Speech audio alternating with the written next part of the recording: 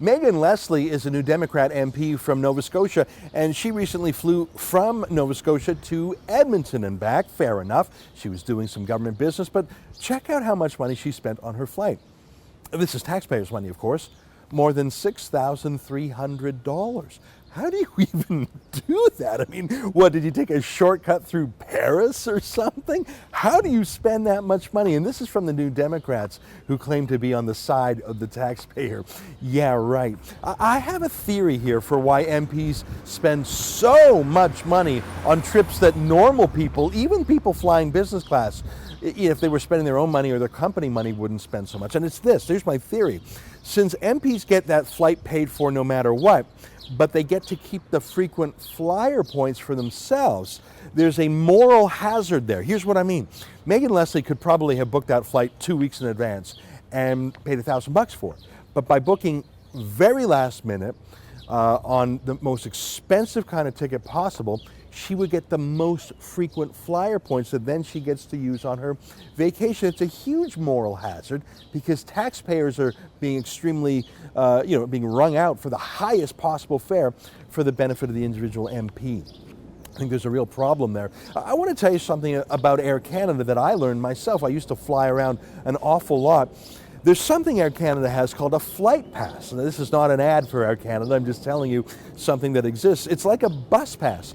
You can buy an unlimited travel flight pass for a fixed amount of money. You can even buy a fairly fancy one that lets you fly in the front of the plane, unlimited through Canada. There's even one around all of North America for this about the same amount per month as Megan Leslie spent in one flight. Seriously, for that same $6,300 that Megan Leslie spent on one flight, she could have had an unlimited flight pass in Canada with Air Canada. This is not an ad for Air Canada. It's simply a way of saying we could massively cut down on the costs of travel for MPs if they simply did what business people did. But of course, then they would be capped on the amount of frequent flyer points they have. While we're talking about MP expenses, a couple years ago, Justin Trudeau had a big splashy announcement that he was going to go beyond any other parties, go beyond any other requirements, and proactively disclose all the expenses of his own MP's office and those of his party. He got a lot of great press for it.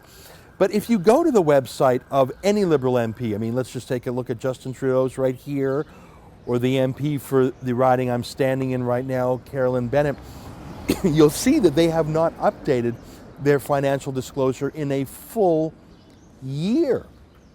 And I highly doubt they'll do so before the election. I mean, first of all, they didn't mean it. I mean, they spend as much money as Megan Leslie does on a regular basis. But second of all, they knew that the media would give them a lovely press treatment when they made the announcement, but not follow up. Seriously, how hard is it for any journalist just to click on that button that says proactive disclosure and see that it was a lie? That they haven't done any proactive disclosure for a year, and surely won't now that an election is on the horizon. The Liberal Party got away with pretending they're transparent, knowing that the media party wouldn't call them on it. Frankly, it's a miracle that any reporters called Megan Leslie on it. For TheRebel.media, I'm Ezra Levant.